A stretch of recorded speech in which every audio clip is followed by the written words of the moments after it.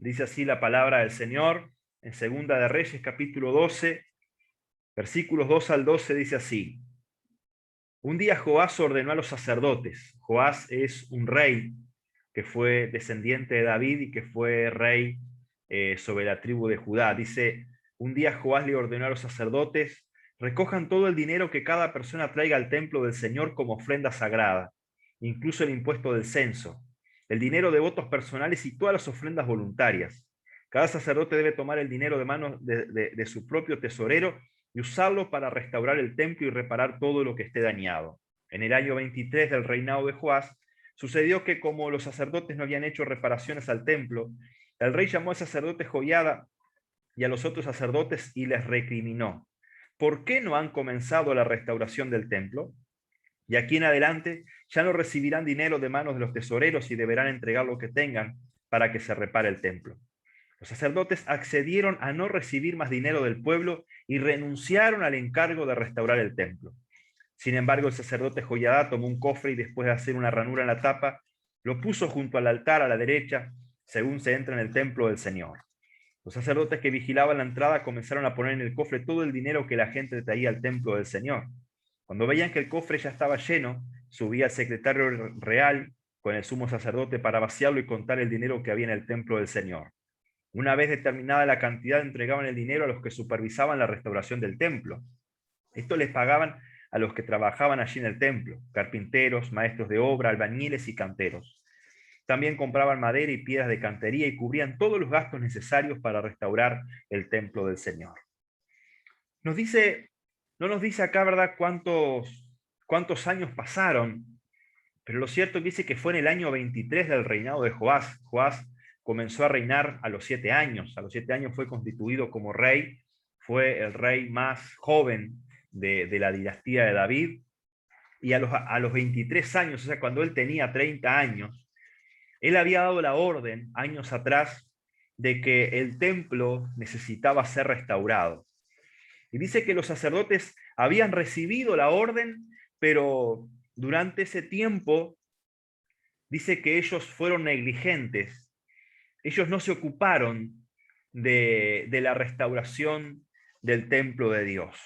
Si nosotros leemos la historia paralela, que la encontramos en Segunda de Crónicas, capítulo 24, versículos 4 al 6, dice, algún tiempo después Joás decidió reparar el templo del Señor.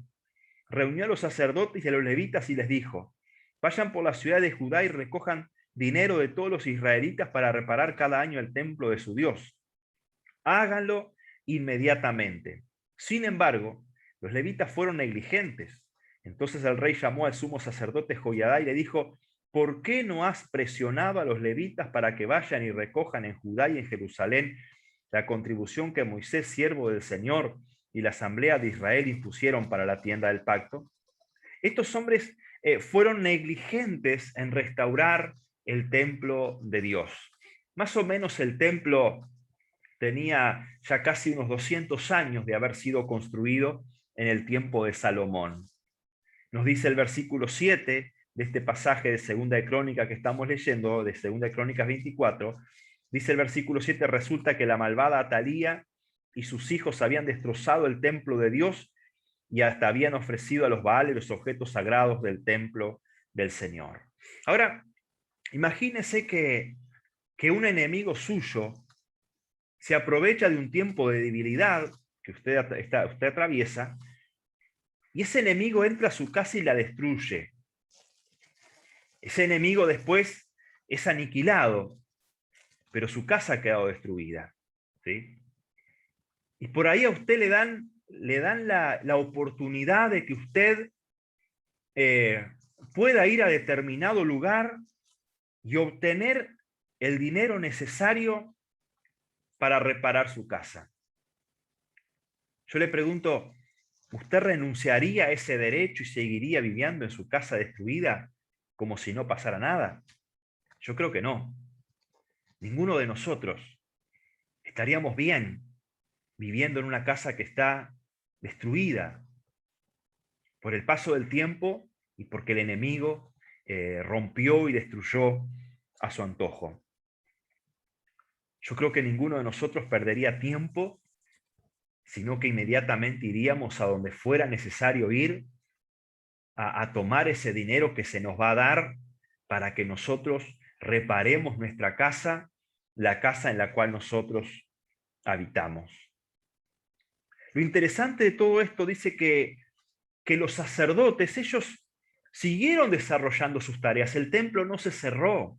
Los sacerdotes no dejaron de servir en el templo de Dios. Pero dice que ellos fueron negligentes en ese punto de recaudar dinero para arreglar el templo donde ellos estaban sirviendo, donde ellos servían a Dios. Casi que durante 20 años los sacerdotes entraban todos los días, veían las paredes partidas, veían el revestimiento de madera, maderas caídas, cosas que habían sido destruidas a propósito por Atalía y sus secuaces, y como que se acostumbraron a ofrecer sacrificios, a entrar al templo, desarrollar sus responsabilidades en un templo que estaba destruido. Y dice que fueron negligentes en ir y recaudar el dinero que tenían el derecho a recaudarlo como un impuesto, el cual era volcado para la restauración del templo, ¿sí? Entonces ellos siguieron sirviendo como si tal cosa durante tantos años, décadas, en un templo que estaba destruido, ¿sí? Entonces, esto muestra una realidad del corazón de los sacerdotes, ¿sí? Y ellos cumplían sus obligaciones, ¿sí? El pueblo necesitaba un sacerdote para ofrecer un sacrificio, allí estaban. Se necesitaban los levitas para cantar, allí estaban. Ellos cumplían con sus responsabilidades, pero no estaban dispuestos a esforzarse en salir por la tierra de Judá, por Jerusalén, y recaudar el dinero que cada año debían de restaurar, de levantar, de recaudar de parte del pueblo para reparar la casa donde ellos mismos servían. El lema era cumplir con las obligaciones, sí, pero esforzarse no. Y ese es el estado en el cual estaban aquellos hombres. Imaginémonos que si los sacerdotes del Señor estaban en esa condición, ¿cuál no sería la condición del pueblo, del resto del pueblo? No por algo, más o menos unos 100 años más, Judá cayó en manos de los babilónicos, ¿sí? Porque imagínense que si los sacerdotes no tenían interés por la casa del Señor, ¿qué podemos esperar del resto del pueblo que tuvieran interés por las cosas del Señor? ¿Sí? Y esto es lo histórico, esto es lo que sucedió.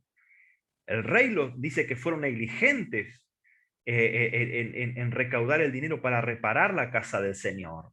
Y sabe, cuando yo leí esta palabra, el Señor me ministraba cómo pudieron los sacerdotes tantos años, vamos a ponerle 10 años, 15 años, cómo pudieron estar entrando al templo siempre viendo las mismas partiduras, viendo las mismas roturas en el templo, y ninguno, aunque tenían la orden del rey de recaudar el dinero, ninguno moverse y decir, che, vamos a hacer algo por reparar esta casa.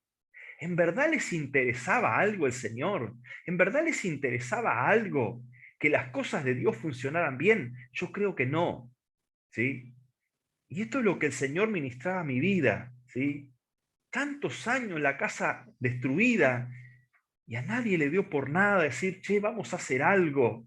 El rey nos dio la orden de salir a recaudar porque era la ley de Moisés, había instituido, estaba en la ley de Moisés que cada año los levitas o sacerdotes debían de salir por el territorio de Israel y recaudar un impuesto que se le cobraba a todo Israel, que tenía que ser destinado, volcado a reparar en el tiempo de Moisés el tabernáculo, y en el tiempo del pueblo de Israel, cuando ya Salomón construyó el templo, ese dinero debía ser volcado en la reparación del templo del Señor, ¿sí? Y saben, nos dice la palabra del Señor en 1 Corintios capítulo 3, versículo 9, dice, en efecto, nosotros somos colaboradores al servicio de Dios, y ustedes son el campo de cultivo de Dios, son el edificio de Dios. Nosotros somos el edificio de Dios, la iglesia de Cristo es el edificio de Dios.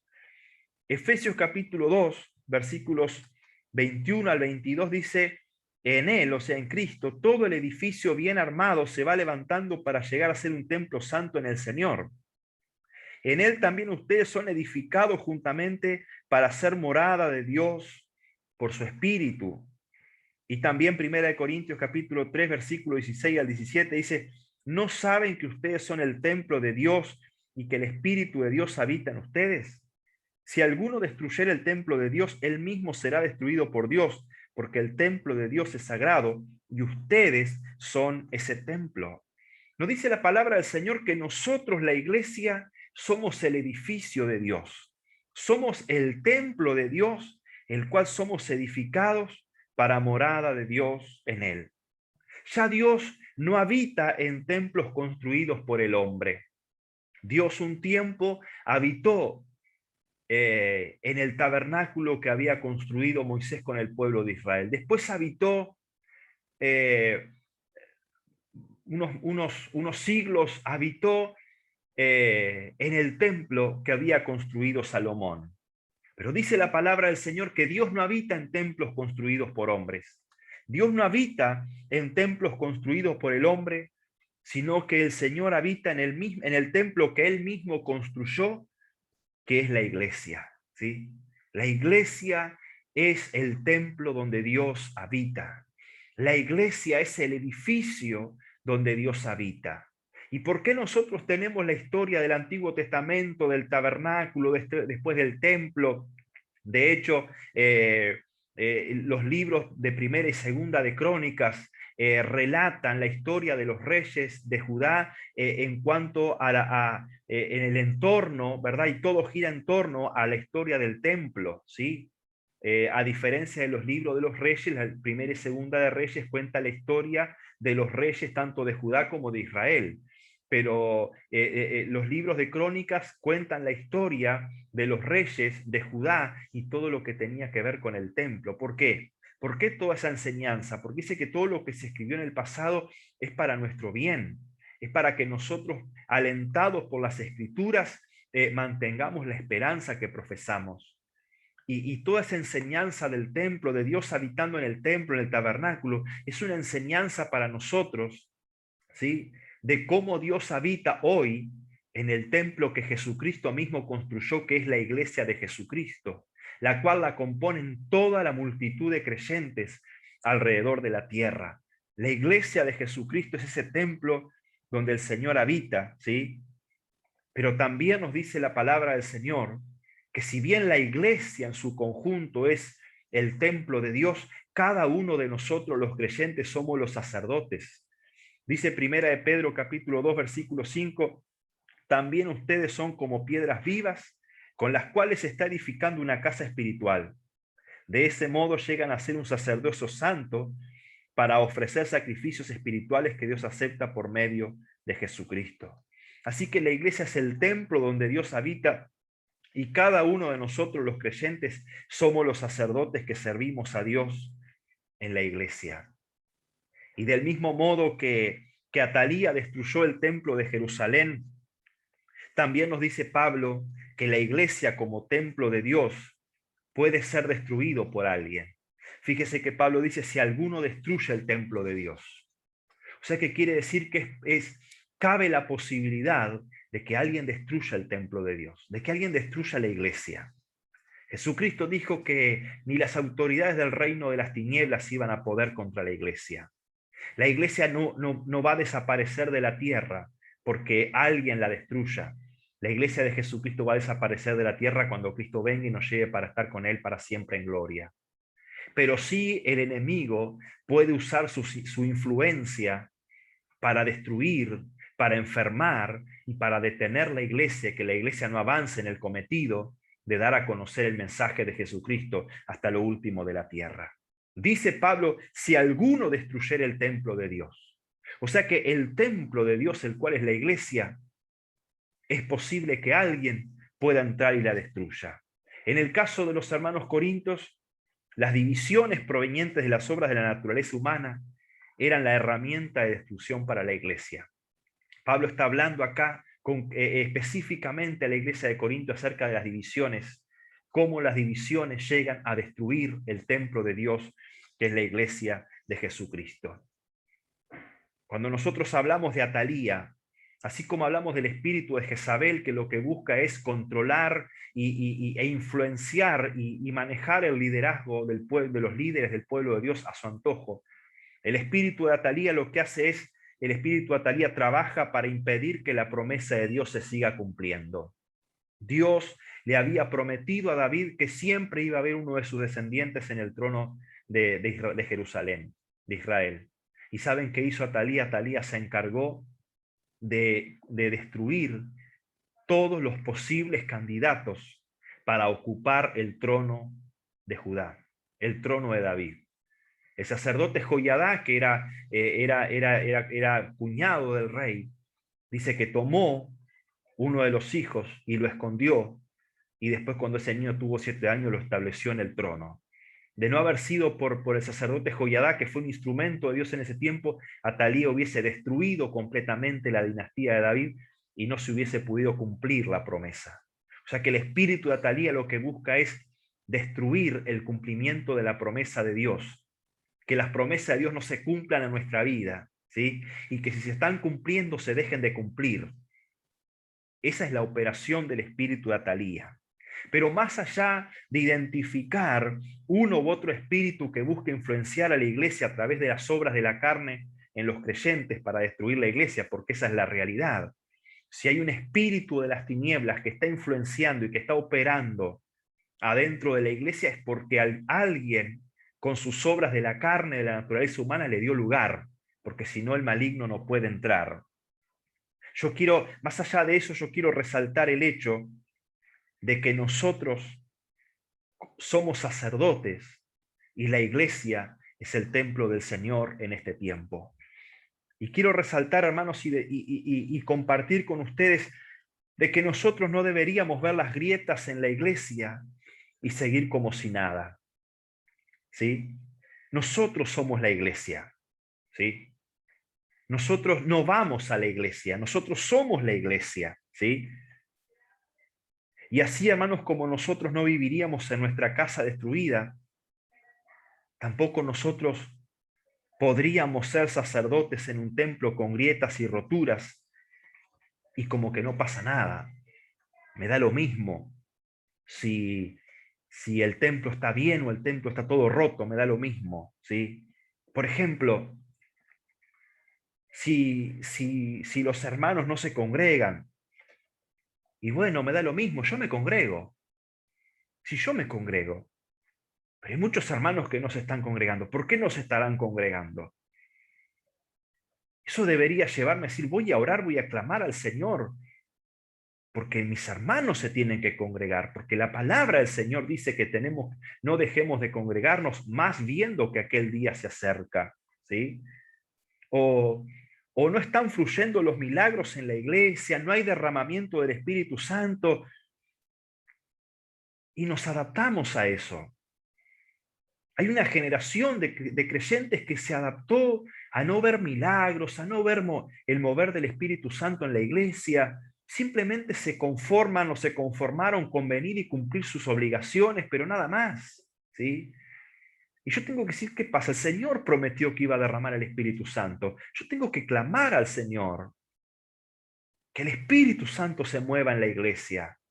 Porque si no estoy como aquellos sacerdotes que entraban, cumplían sus responsabilidades, pero les daba lo mismo si las puertas cerraban o no, si el revestimiento de madera estaba bien o no, si habían piedras, si habían grietas, me da lo mismo, si cuando llovía se filtraba el agua al templo, me da lo mismo, tal, yo vengo, cumplo mi responsabilidad y me voy para mi casa y más nada, ¿sí? Eh, o por ejemplo, se dan murmuraciones, chismes, comentarios, cosas de la carne, y por ahí, ¿verdad? Eh, nosotros decimos, bueno, yo no participo, o sea, tengo una parte, tomo una acción pasiva. Yo no hago lo malo, pero tampoco hago lo bueno, ¿sí? Y la palabra del Señor dice que tenemos que evitar lo malo, pero también hacer lo bueno. ¿Sí? Hay situaciones en la vida en las que no basta decir, bueno, yo no hago lo malo, pero tampoco estamos haciendo lo bueno. ¿Sí? O sea, yo no hago lo malo, yo no me meto en chismes, en comentarios, pero tampoco hago lo bueno. De decir, voy a orar por esto, voy a tratar de ver qué puedo hacer yo para que esto se sane. ¿Por qué? Porque si hay chismes, comentarios o cosas dentro de la iglesia que están afectando a la iglesia, ¿a quién están afectando? Me están afectando a mí también. Que yo no me meta en chisme, en comentarios, pero si anda en la vuelta esas cosas en la iglesia, nos está afectando a todos. ¿Por qué? Porque somos un cuerpo. No somos un conjunto de creyentes que nos reunimos en un lugar, somos un cuerpo. Nos reunamos o no en un edificio, en un lugar físico, somos el cuerpo de Cristo, somos la iglesia, ¿sí? Y no deberíamos andar por la vida conviviendo, viendo, bueno, las cosas están cayendo a pedazos en la iglesia, o sea, no estoy hablando del templo físico, estoy hablando del templo espiritual de la iglesia. Y bueno, sí, está pasando esto, está pasando aquello, esta obra no prospera, pero bueno, bueno, yo voy al culto, cumplo con mis responsabilidades, pero más nada, ¿sí? Y eso no es lo que el Señor espera de nosotros, ¿sí? Por ahí nos acostumbramos a ver que, bueno, no hay gente nueva que se añade en la iglesia, ¿sí? Y bueno, no hacemos, no hacemos nuestra la carga de que las cosas en la iglesia funcionen como tienen que funcionar. Hay creyentes que por ahí se acostumbran solamente, bueno, yo voy a la iglesia, ¿sí? Voy a la iglesia, somos la iglesia, ¿sí? Somos los sacerdotes que debemos de velar por el bien del templo, que somos todos nosotros. Por lo tanto, lo que le pase a mi hermano me está afectando a mí también, porque si en una construcción se mueve una viga, o cede el cimiento, o cede una columna, toda la construcción se va a ver afectada, ¿sí? Entonces, lo que le pase a mi hermano, a mí también me afecta. Entonces yo no puedo decir, miro para el otro lado, ese es problema de mi hermano, ¿sí? Con esto no quiere decir que uno se va a andar metiendo en la vida de los demás, pero tampoco nos podemos desatender de ocuparnos unos de otros, porque no nos estamos ocupando del templo. Y así como aquellos sacerdotes acostumbraron a ejercer sus responsabilidades en un templo todo destruido, así también nosotros muchas veces, siendo parte de la iglesia de Jesucristo, eh, nos acostumbramos, ¿sí? A que por ahí la cosa no funcione, ¿sí? Como tiene que funcionar, pero bueno, por ahí culpamos al pastor, sí, la culpa tiene el pastor, ¿sí? Y sabe, hermanos, tanto el pastor como ustedes somos todos sacerdotes, ¿sí? Todos somos sacerdotes. Y sobre todos cabe la responsabilidad y la carga de hacer nuestra parte para que la obra funcione. El pastor tiene su responsabilidad de liderar, de perfeccionar a los santos para la obra del ministerio, de traer la palabra, de discipular, de enseñar. Pero el pastor no es el único sacerdote. Sacerdotes somos todos, ¿sí? Y saben, estos hombres, ellos estaban dispuestos a cumplir con sus responsabilidades dentro del templo, pero salir, esforzarse por salir, ellos no estaban dispuestos a pagar ese precio de esforzarse y salir a recorrer la ciudad de Jerusalén, a salir a recorrer la tribu de Judá y de Benjamín, que era el lugar en el cual ellos tenían influencia, para salir a recaudar ese dinero que tenían que recaudar para que el templo de Dios se arreglara. Y yo quiero contarles un testimonio. La hermana Elisa Díaz contaba en una reunión, en la reunión el viernes pasado, creo que fue en la red de intercesores. La hermana Elisa Díaz contaba algo que a mí me impactó y me dolió mucho. Ella dijo que hay misioneros que son enviados. Por ejemplo, dice un hermano que había sido enviado por 6 iglesias. Esas 6 iglesias se habían comprometido en apoyarlo financieramente, en apoyarlo emocionalmente, psicológicamente, o sea, iban a estar con esos misioneros, ese misionero. Resulta que con el tiempo solamente 2 iglesias estaban sosteniendo económica y anímicamente a ese misionero. Las otras 4 iglesias se borraron, ¿sí? Eso trae que económicamente, ¿sí? Porque no es lo mismo lo que ponen 2 iglesias que lo que pongan 6, ¿sí? Entonces, lo dejaron solo al hermano y dice que esto es una realidad. Muchos misioneros son enviados y después las iglesias que lo envían no se ocupan de los misioneros que han enviado. ¿Y sabe qué me habla eso, hermanos? De una iglesia que no mantiene en el tiempo el compromiso de dar, el compromiso de servir, el compromiso de estar presente, ¿sí? Como tendría que estar, ¿sí? Y así como el templo, si Joiadán hubiese tomado cartas en el asunto, el templo se venía abajo porque se iba a seguir destruyendo.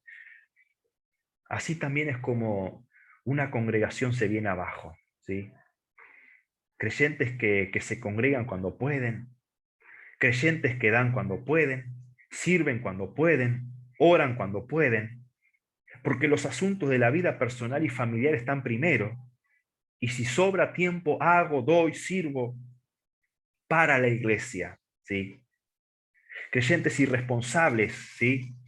Que si algo no sale bien o no funciona, culpan al pastor, ¿sí? Porque son creyentes que no han asumido o no han entendido la responsabilidad que tienen como iglesia y como sacerdotes. Toda iglesia, y ahora hablo de iglesia como congregación, toda iglesia como congregación con el correr del tiempo va sufriendo fisuras.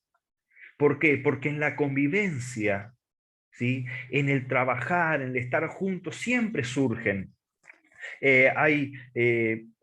confusiones, surgen problemas, viene el desaliento, aparecen esas fisuras, aparecen los problemas, aparecen por ahí de repente, yo qué sé, un malentendido que generó un problema y todo eso si no se arregla a tiempo, ¿sí? Esas cosas si no se arreglan a tiempo, son como esas pequeñas fisuras que se va haciendo en la pared y vio que el agua, la mínima fisura aprovecha para filtrarse. Bueno, así también el enemigo, la mínima fisura, el enemigo aprovecha para filtrarse en la iglesia, ¿sí?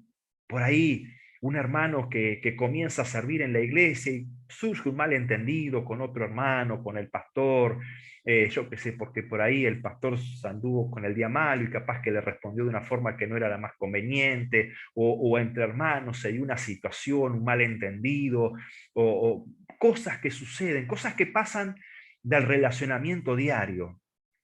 Todas esas cosas con el correr del tiempo van haciendo fisuras en la iglesia. Comienza a entrar el desaliento, comienza a entrar el desinterés, comienza a entrar la amargura, el desaliento, y todo eso son fisuras que van entrando en la iglesia y que por ahí nos acostumbramos a convivir con esas cosas. Nos acostumbramos a convivir como una iglesia amargada, como una iglesia llena de tristeza, como una iglesia llena de divisiones, de chismes, de comentarios. Nos acostumbramos a vivir como una iglesia que no tiene compromiso. No tiene un compromiso como iglesia, no tiene un compromiso con el ministerio, no tiene un compromiso con la obra de Dios, no tiene un compromiso con el servicio de lo práctico, ¿sí? Y nos vamos acostumbrando a eso. Y por ahí hasta lo vamos justificando.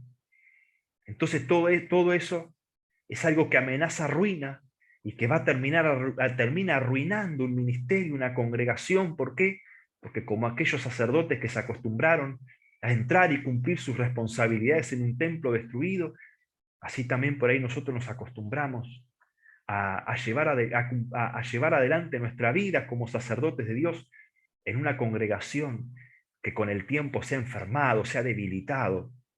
Pero bueno, no hacemos el esfuerzo, es decir, me voy a esforzar, voy a poner de mi tiempo para orar por esta situación, para buscar al Señor. ¿Por qué? Porque esto que está destruyendo el templo me está destruyendo a mí también.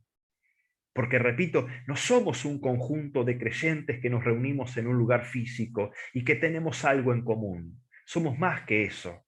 Somos un cuerpo. Somos el cuerpo de Cristo. Y por lo tanto, todo lo que quiera destruir, todo lo que venga para destruir o esté ahí para destruir el templo de Dios, me va a destruir a mí también, porque yo soy parte de ese templo. Soy sacerdote, pero también soy parte del templo, ¿sí? Entonces, eh, Yo quiero, hermanos, quiero decirles de parte del Señor, de que nosotros somos sacerdotes y la iglesia es el templo.